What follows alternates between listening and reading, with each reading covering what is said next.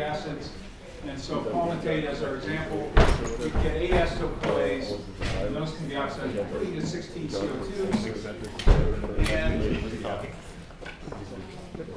get a lot of NADH and therefore make a lot of ATP. And so the question is for an odd-chain fatty acid, say 17 carbons, you get 7 acetyl-CoAs, which gives rise to 14 CO2s. And again, you get a lot of NADH from this, and so you can make a lot of ATP. The question is, what can we do with propyl-CoA? And is there a way that we can use the carbons in propyl-CoA in some useful way? And so the pathway I want to discuss shows how we can use the carbons in propyl-CoA and oxidize them and derive a little bit more ATP. So we'll actually get, I guess, a little bit more ATP from the 17 carbons than from the 16 carbons. So propyl-CoA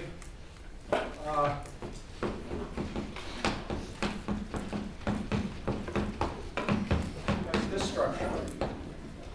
And so to metabolize propyl-CoA, all we have to do is convert it into succinyl-CoA.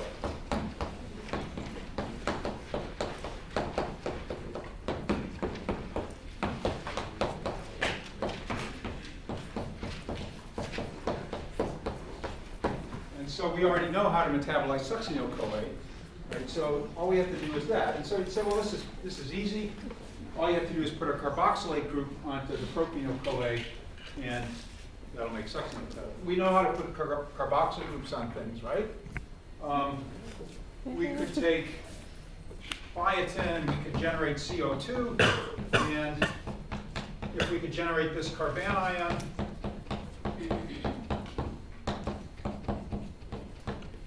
all that has to happen is that carbanion reacts with the CO2, and that would make succinyl-CoA. Okay? And but you look at that reaction, you see there's a problem with this, that this carbanion that I've drawn, that would be very difficult to make. This carbanion, there's no resonance stabilization. So this mechanism actually isn't going to work. So this is one of those things that I put on the board, and then I hope that everybody makes a big X to it. It's confused. But that reaction isn't going to work. The reaction that will work would be to make a different carbanion.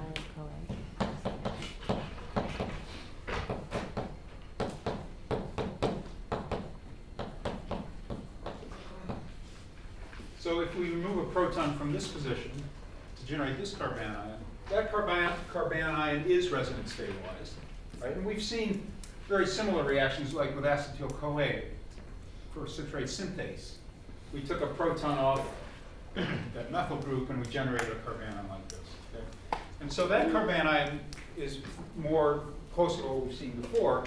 And this carbanion could react with CO2 and we could carboxylate. But the problem is we're not carboxylating the right carbon, right? So this is, in fact, the way the reaction is going to occur. That is going to then enable us to make succinyl-CoA. So let me start showing the slide. So the goal is to take propyl-CoA and make it into succinyl-CoA. There's propyl-CoA, there's succinyl-CoA. And so the first step in this pathway is catalyzed by this enzyme called propyl-CoA carboxylase.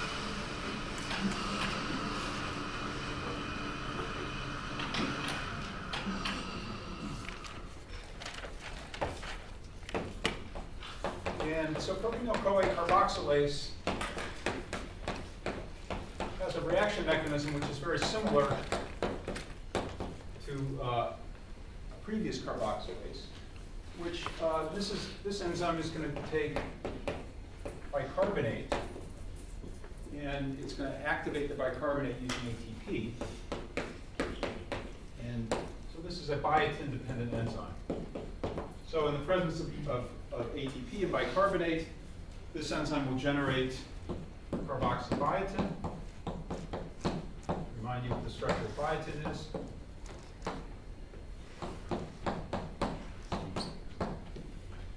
And that'll happen in active site number 1 of this enzyme, and then the carboxybiotin will swing over to active site number 2. And in active site number 2, it will biotin will decarboxylate. And confirm as usual. Try to do it on the right side.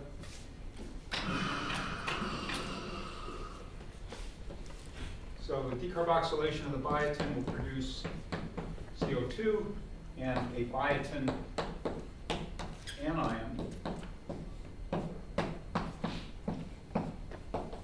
And the biotin anion can grab the proton from the propyl group. So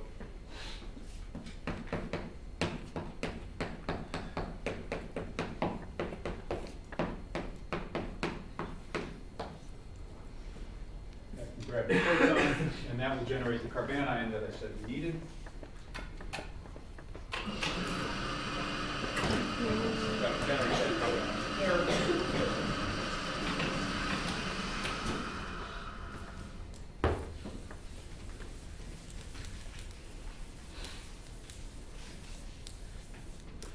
So now we'll get the reaction I just erased.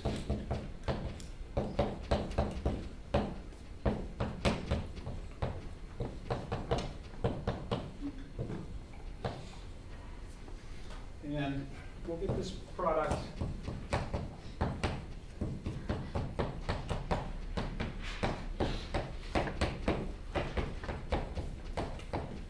in which the carboxylation occurred at this carbon, I guess called the alpha carbon, which is not the carbon we really wanted, but that's the one that chemically is feasible. All right, so this is a complete reaction catalyzed by propyl-CoA carboxylase. So again, it's a biotin-dependent enzyme. It uses ATP to activate bicarbonate, just like we saw previously with pyruvate carboxylase. Right, so I didn't show that stuff. But you get this product, which is called methylmalonyl-CoA.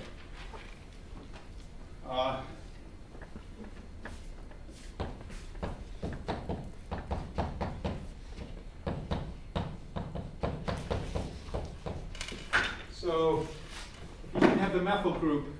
This is a thioester between CoA and malonic acid. Malonic acid is a 3-carbon dicarboxylic acid. So that would be malonyl-CoA, but because of the methyl group, it's methylmalonyl-CoA. This carbon is chiral, and so there could be either of two enantiomers at this position. This is actually a diastereomer molecule. This particular structure is called the D isomer, and I don't really make a big deal about stereochemistry, and I don't intend to now, but I just want to point out that for the further metabolism, we actually need the other isomer. So this is one of those steps that it's okay if you forget this step, but it turns out we need the L isomer. So there's actually an enzyme that takes this one, and it switches the stereochemistry of that tyrosine. Right, so the way they've drawn it, they've taken the carboxylate, put it here, taken the thioester, and put it there. Right? So that gives us the L isomer. Right? So again, if you forget this step, that's fine with me. And why that should be there, I know of no good chemical reason. But that produces the L isomer, and now the L isomer can be converted to succinyl-CoA. So that's the reaction I want to spend some time on and discuss the mechanism. It's a very interesting kind of reaction and a very interesting mechanism. All right, so what we have to do is we've got our carboxylated product. We need to move the carboxylate group from here to here. All right, and so that will give us succinyl-CoA.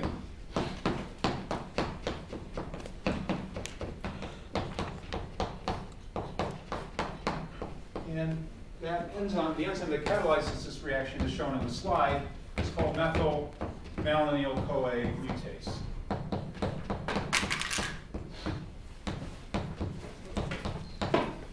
And this enzyme, again, is an interesting enzyme because it uses, as a coenzyme, it uses coenzyme B12. So this will be, well, this is an opportunity to discuss the structure and mechanism of this very interesting coenzyme. At the beginning of the semester, I showed this, and I said we were gonna, one of the things we were going to do was vitamins. And so we've done these 3 vitamins. That's vitamin B1, thymine, we've seen thymine pyrophosphate. Riboflavin is a precursor of FAD. That's vitamin B2. Vitamin B3 is niacin, which becomes NAD. So here's vitamin B12. Vitamin B12 is a vitamin form, and it's converted to coenzyme B12 in our bodies, and then coenzyme B12 is involved in this reaction. And as far as I know, there's only one other reaction in humans that requires coenzyme B12.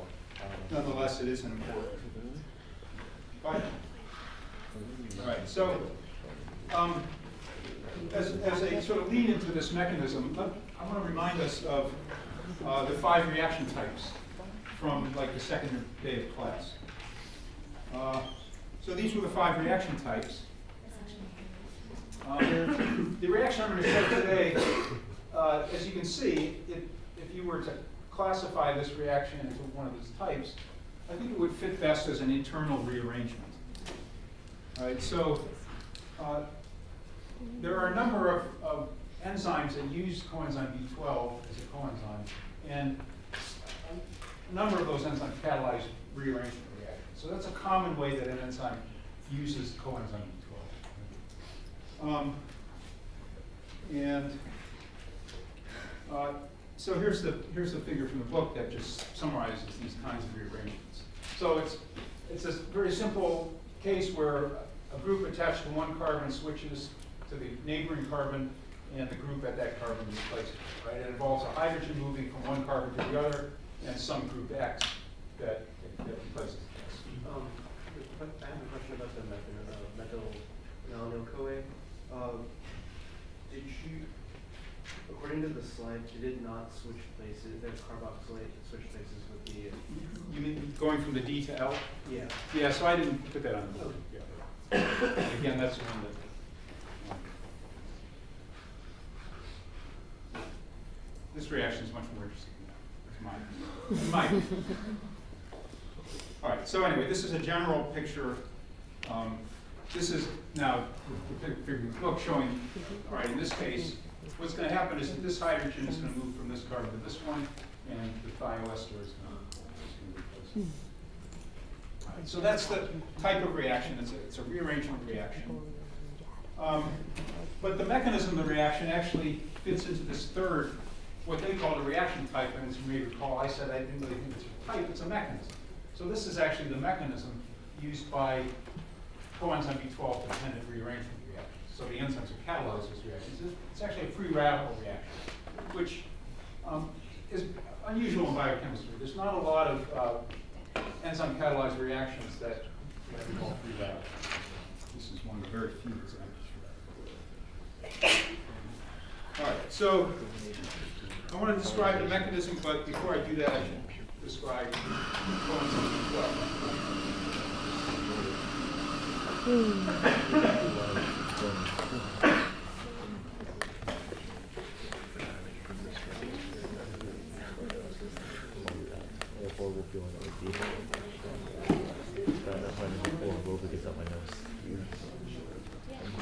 So coenzyme B12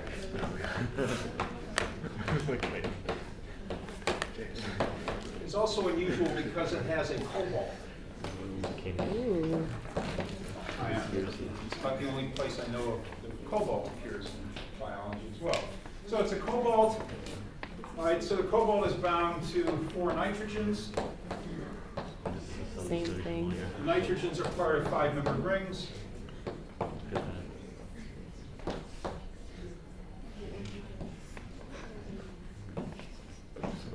The 5-membered rings are joined by single carbon atoms.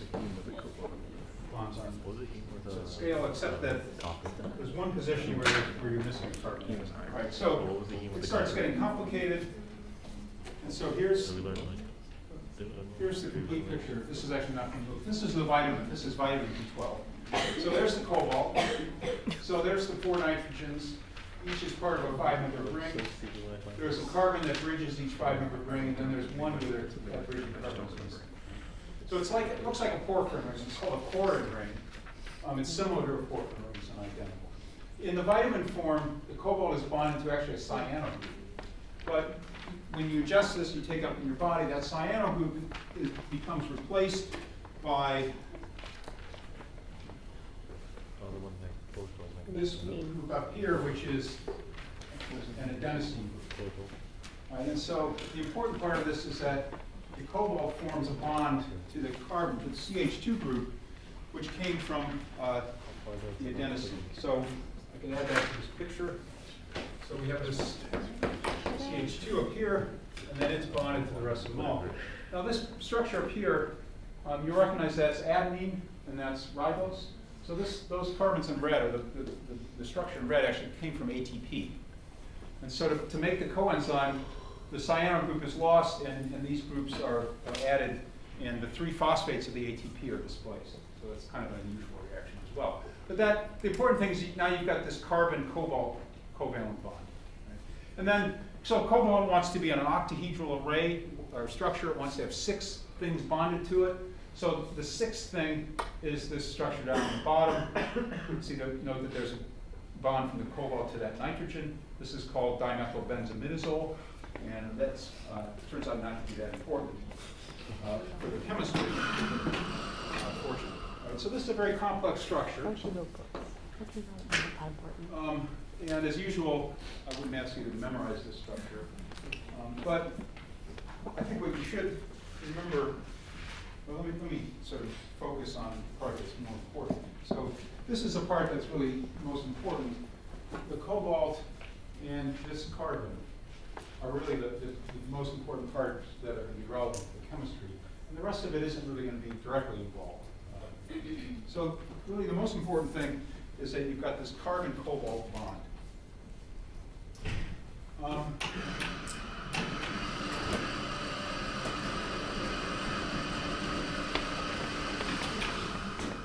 So if I can draw a condensed picture of this coenzyme.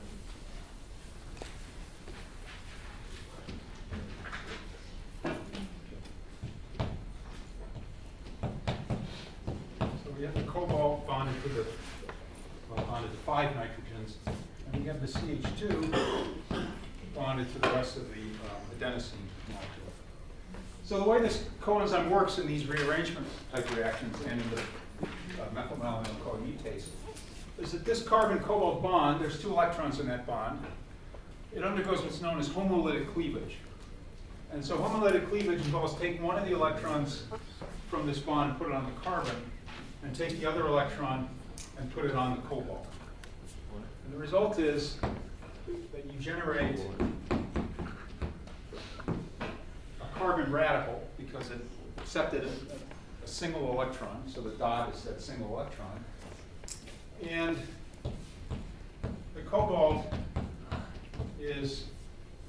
accepts the other electron, and now it's cobalt +2.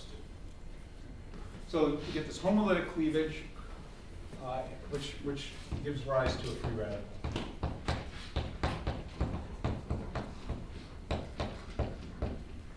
Right.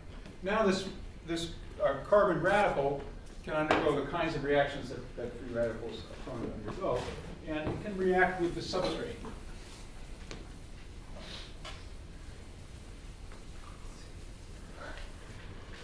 All right, so the substrate is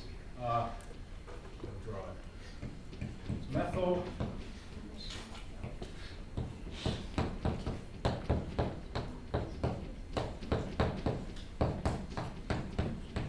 So there's the methylmalonyl-CoA, it's the L isomer. And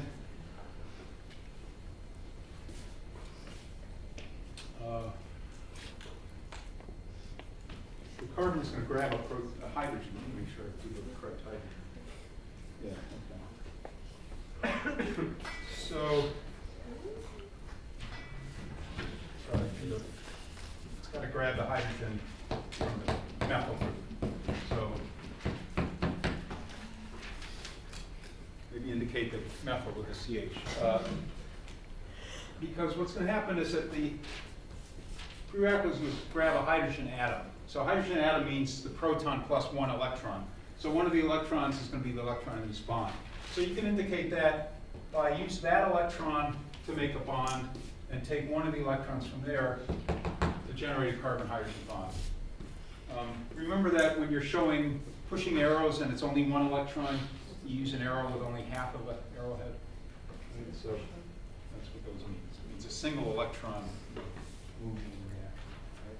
So we're going to take one of these electrons and use it to make the carbon-hydrogen bond. That leaves behind an electron, and that electron is going to go to that carbon. Right? And so that's going to generate a, well, it gives you a methyl group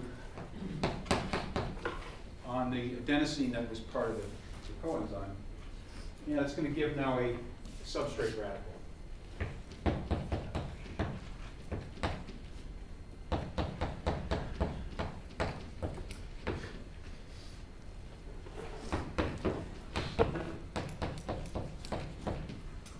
And this substrate radical can then undergo the rearrangement reaction. And I'm not sure the mechanism of the rearrangement reaction is completely agreed upon, but one possible mechanism that I found that is sort of a simple one involves the following kind of rearrangement. So let me take this molecule and draw it slightly differently.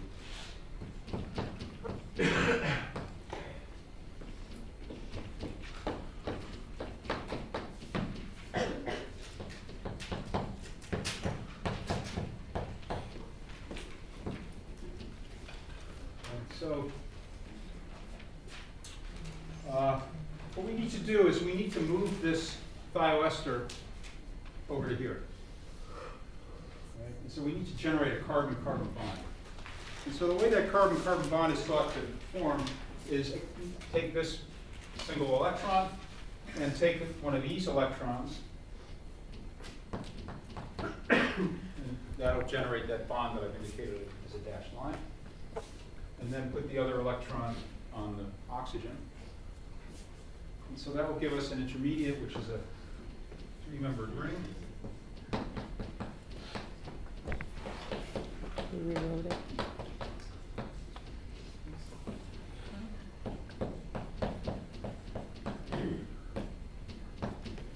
And the single electron is now on the oxygen. And now we have this three-membered ring intermediate, and that can presumably go back to where it came from, which can always happen. But to finish the reaction, no, we're not going to quite finish it, but we can either break this bond, which would just take us back where we started, right, if we break that bond. But if we break this bond, that'll get us almost to the product.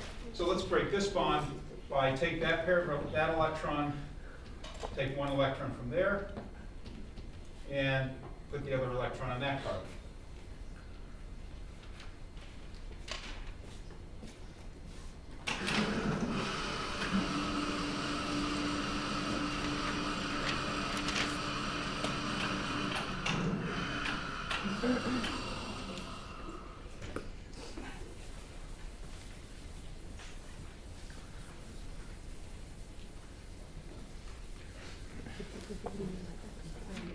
Right, so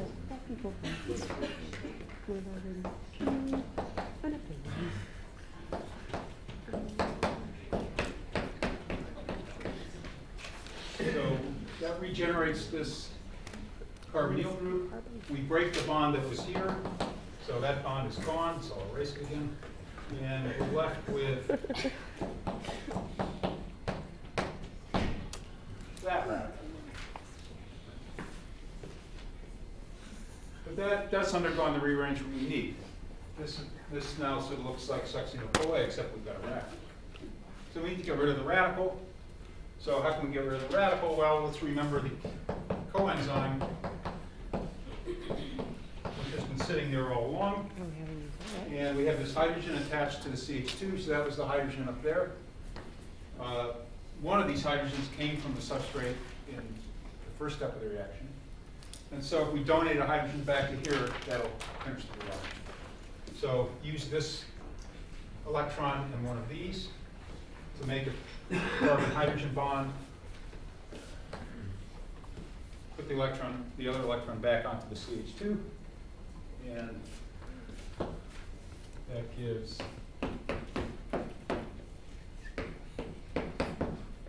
succinyl-CoA.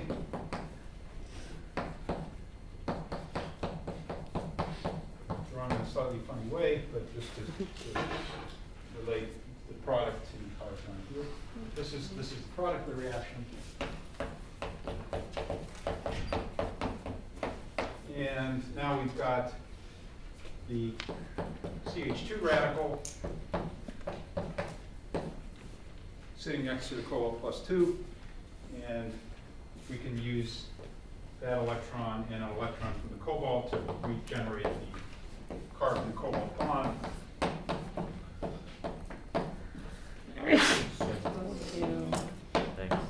So that finishes it. So you have to break the carbon-cobalt bond to make the radical, and then that radical just pulls up hydrogen off the substrate. Now you've got a substrate radical, and that radical can undergo rearrangements. You just have to finish the reaction by putting the hydrogen atom back onto the substrate, so there's no substrate radical, and then just put the carbon and cobalt back.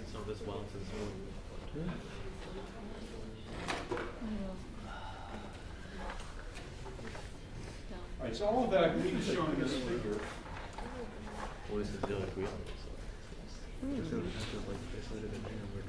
Which shows cleavage of the carbon-cobalt bond to make the initial radical.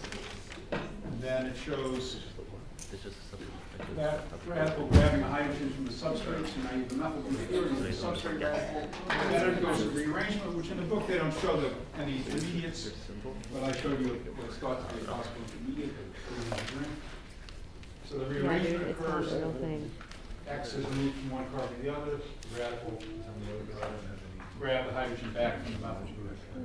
That makes a product, and then regenerate the product. So this figure shows pretty much what I said, and you can use it to clarify. Are there any questions about this? This is, again, how coenzyme B12 is thought to be involved in rearrangement.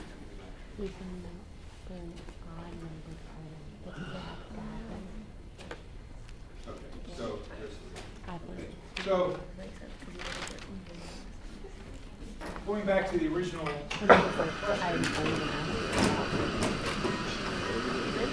all middle, or like if you have an odd number of carbons in your family chain. I know. So it's turning the polycyl code.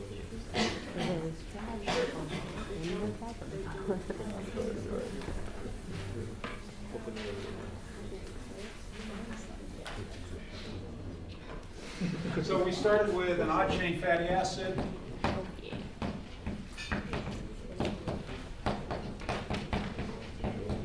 And ended up with propionyl-CoA. And as I said last time, we could also start with valine, leucine, or isoleucine. And that's another way to make propionyl-CoA. And now we've seen that we can take propionyl-CoA and we can make it succinyl-CoA. And now the question is, what are we going to do with succinyl-CoA? And in the earlier version of the slide that I showed a few minutes ago, I emphasized the CO2. I had added in the earlier version that we get 14 CO2s from the acetyl-CoA. We have these additional 3 carbons in the propionyl group. We want to make CO2 out of those as well, because when we oxidize those carbons in the propionyl group to CO2, we'll also get NADH, and we can use NADH to make ATP. So to maximize the amount of ATP we're going to get from this odd chain fatty acid, we need to oxidize the propionyl-CoA all the way to CO2. And so the question is, how do you do that?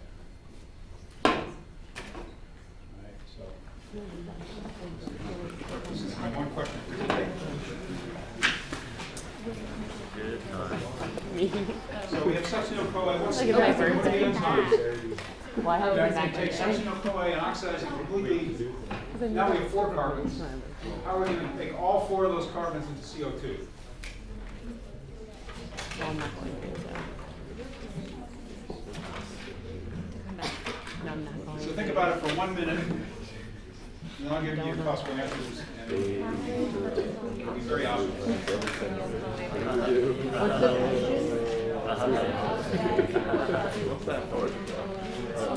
So I guess that's some fluid stuff today. And then some injuries. Well, we're trying to make a class. What are we trying to make? We have all this sealed It's like the question on the test. It's from Malay or the malic acid. Possible answers. And then we needed a way to suggest like, Citric acid malic cycle. malic enzyme. Or maybe you need the citric acid cycle a little bit more. Maybe you need those enzymes. Right, so which one is it? So my qualifier is that when I say citric acid cycle, it could be the entire cycle, or it could be some of the steps of the cycle. Like this. So if you start from succinyl-CoA, it'll be more This cell that has lots of stuff. once you go through. All right, so you basically ran through your answers. But the first step in all of these is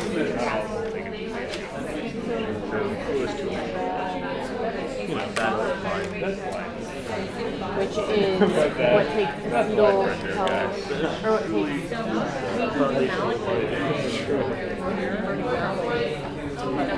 This is one of the questions about but late is too late. Oh, because if you start, Yeah. so we're gonna have to go. Pyruvate dehydrogenase takes pyruvate.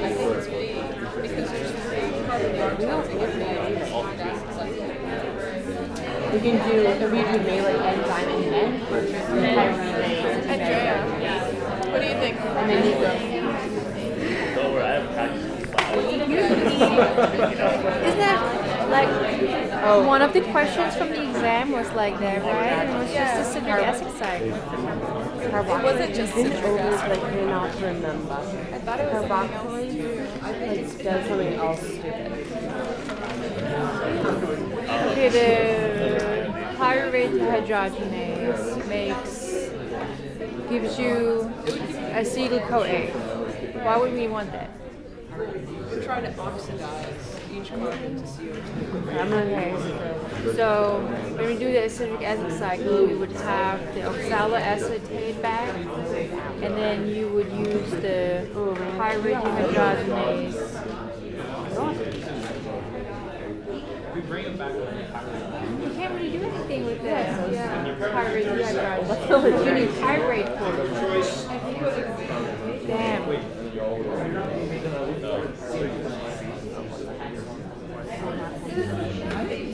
Yeah, you need to get QC. Erica, what do you think? You assume that you'll definitely oxidize all carbons during the citric acid cycle, which might happen, but also might not. I guess the goal forming acetyl-CoA or oxaloacetate. The goal is No, if we were to go through like this and then actually like go through again, Right. Could that then be would done that by count? using That's just two. acetyl-CoA or So, oxaloacetate? just as Donald Trump won. Very awkward. He's a big winner. And I would say C is the correct answer. So, Yeah, you can definitely do it that way, and that'll work, but like, of course, you can't just use citric acid cycle, right? Because you'll just regenerate the succinyl-CoA. So doing the citric acid cycle makes CO2, but the CO2 is being made from acetyl-CoA, they're not being made from succinyl. You have to be able to exit the citric acid cycle and re-enter as acetyl-CoA. So you do these reactions, and I just note that you go from succinyl-CoA to succinate, you make a GTP, you make an FAPH2, and you make fumarate. But I think if you could get all the way to malate, then you could use malic enzyme, and you make pyruvate, you make an NADH, which is nice, and there's a CO2. So when there's 4 carbons from succinyl-CoA, there's a CO2. All right, now we've got pyruvate, and if you could, we use pyruvate dehydrogenase. We'll take 2 of the carbons and generate acetyl-CoA. We'll get another NADH and the second CO2. Now we've got acetyl-CoA. Now, of course, we can use the citric acid cycle. Again, more of it, different part of it. make citrate, make isocitrate, and then do isocitrate dehydrogenase. It gives us a third CO2, and it gives us an NADH. And we chlorate dehydrogenase, and there's the fourth CO2. And that's what you have to do. So you need, I mean, malic enzyme is it's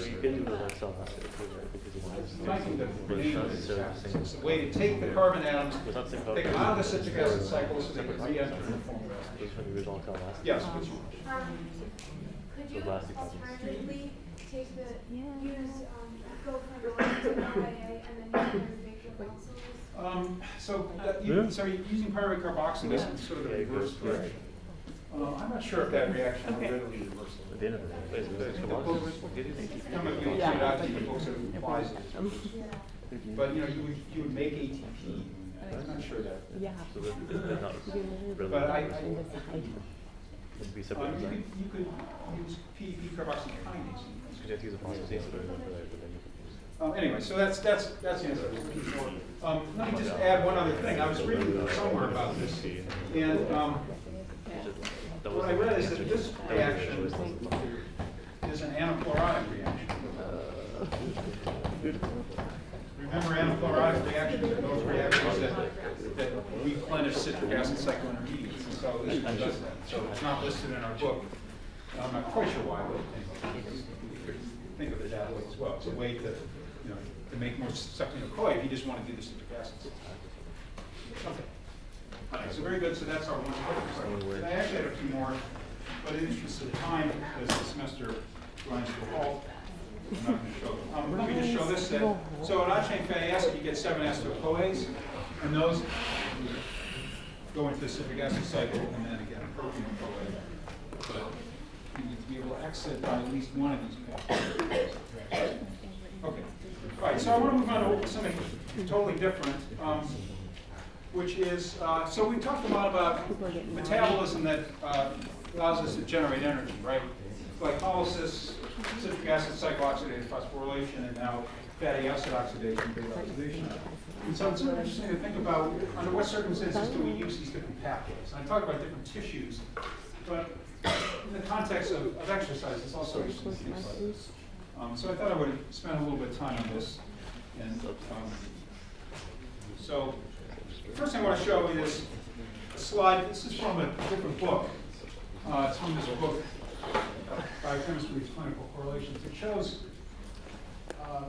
some of the thermodynamic properties of these things that we use as energy sources. Glucose, palmitate, and then triacylglycerol.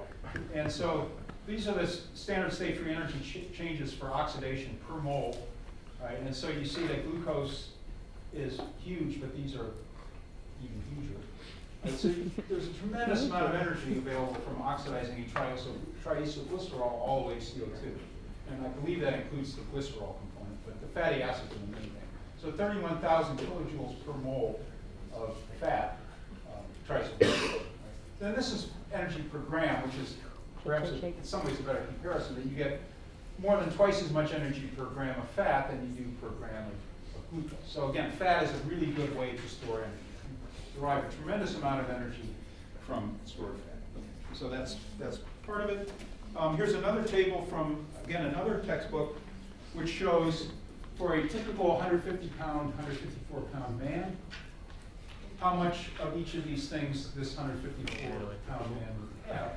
And so here's glucose and glycogen in now these different parts of the body. So muscle and liver store glycogen, so that's probably mostly glycogen. Blood, this is going to be glucose. Brain, it's probably, that's not very much, right? So you've got, and this is the amount of energy you could derive from this. So let's see, these are kilojoules, and they give us kilocalories as well. So there's 5,000 kilojoules worth of glycogen stored in the muscle. And then triacylglycerols, adipose tissue. This person who's not very heavy has 560,000 kilojoules of energy stored in their adipose tissue, and much less elsewhere.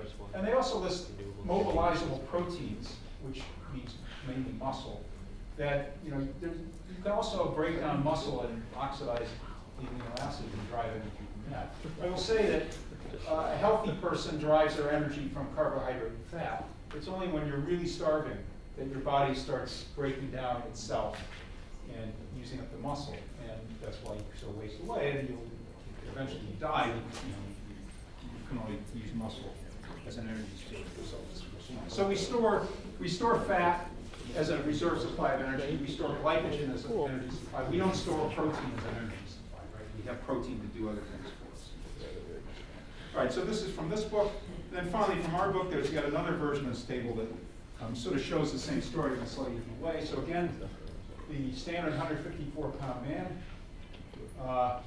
This is the amount. Oh, so this is 15 grams of fat, 15 kilograms of fat in this 70-kilogram man, and 6 grams of protein, kilograms of protein, 225 grams of glycogen.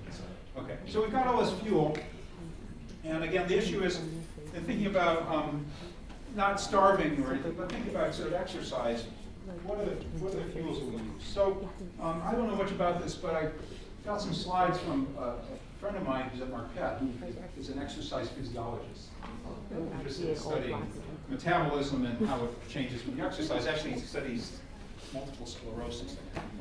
But anyway, so he sent me some slides, and I think they're just kind of interesting to show. So I thought I would just show you a few of them. The issue, the slides that he sent me are broken into sort of two types. They show the energy sources that you use, in this case, as a function of how long you exercise. And the other variable would be how vigorously you exercise. But this shows exercise duration. And what it shows is that, say a muscle cell, I think this is probably mostly muscle cells we're talking about. You have a number of ways you can you can provide energy to the muscle to move, right? So muscles move by hydrolyzing ATP. So you've got some ATP already in the muscle, right? So the first thing that the muscle does is it uses the ATP that's already there, and so this reaction occurs, and ATP is hydrolyzed, and you get 30.5 kilojoules per mole for standard state conditions, and that free energy is the energy that enables the muscle to move. All right, but the problem is that you use up ATP, this ATP that's already there gets used up very quickly.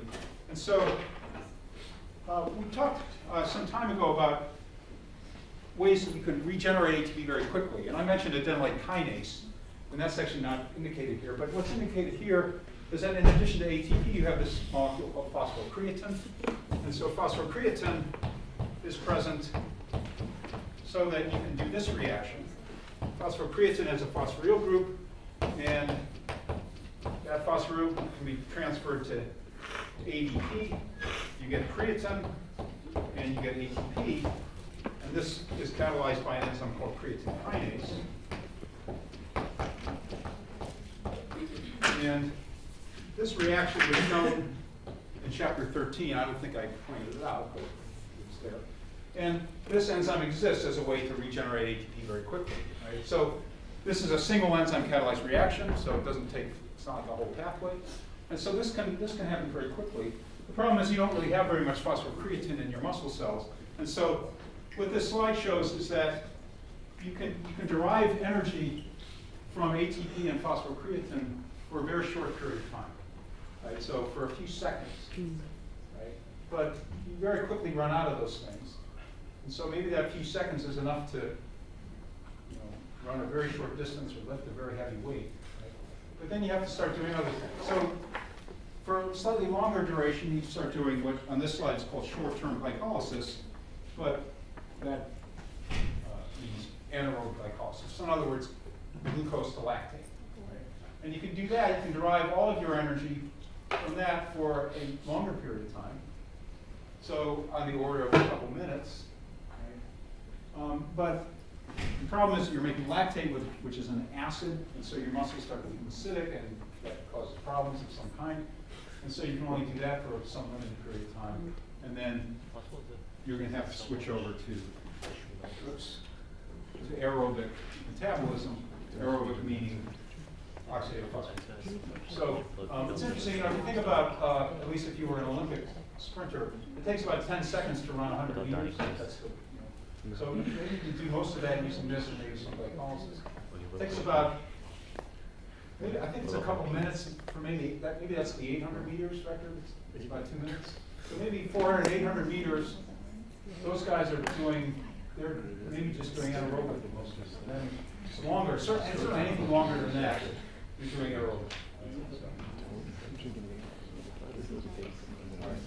So then there's the issue of intensity. So now the slide on the x-axis is exercise intensity, and what percent of your energy demand is coming from these four things. So here's the key, but let me show them. So for very high intensity exercise, you're getting your energy from ATP phosphorus.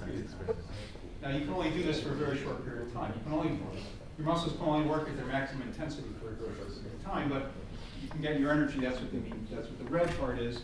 And then lower intensity could be glucose to lactate, and then I think this is more aerobic. And this big brown thing here, that's fat.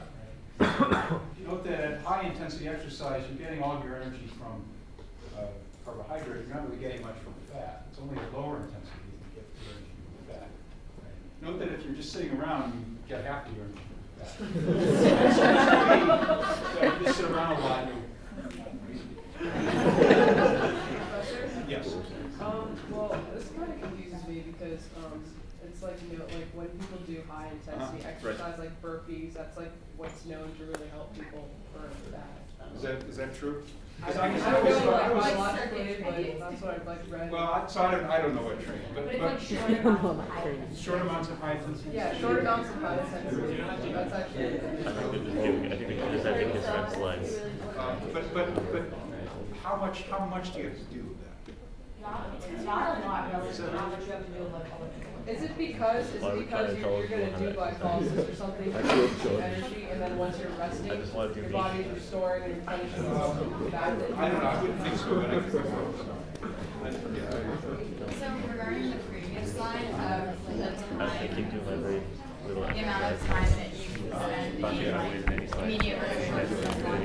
So with someone who's say on the runner and like it's really about with that, cause them to have a longer lifespan before they have long-term would impact actually based on the next slide, like then their body using the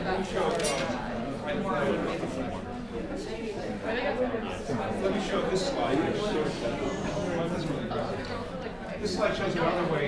So again, this is exercise intensity, and this is indicated by intake of oxygen, right? So you get an exercise mass or something measures how much oxygen. So VO2 max is maximum oxygen you can take.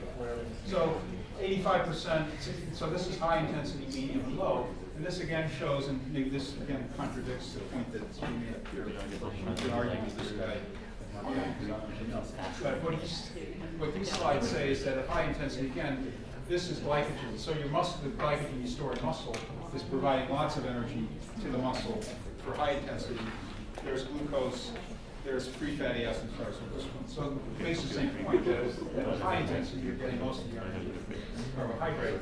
It's only at lower intensities that, for example, now the free fatty acid becomes much more significant. Right, so some of you know more about this than I do, obviously. I mean, my understanding is that low intensity, so long, is how you lose weight. But perhaps that's all right, so that's there's one more that I have. This is the last one. Actually, I have to keep one. It just sort of shows that you have a certain amount of glycogen and you run out of it. And you rely on glucose in the blood, which is coming from the liver, perhaps, and for a long period of time.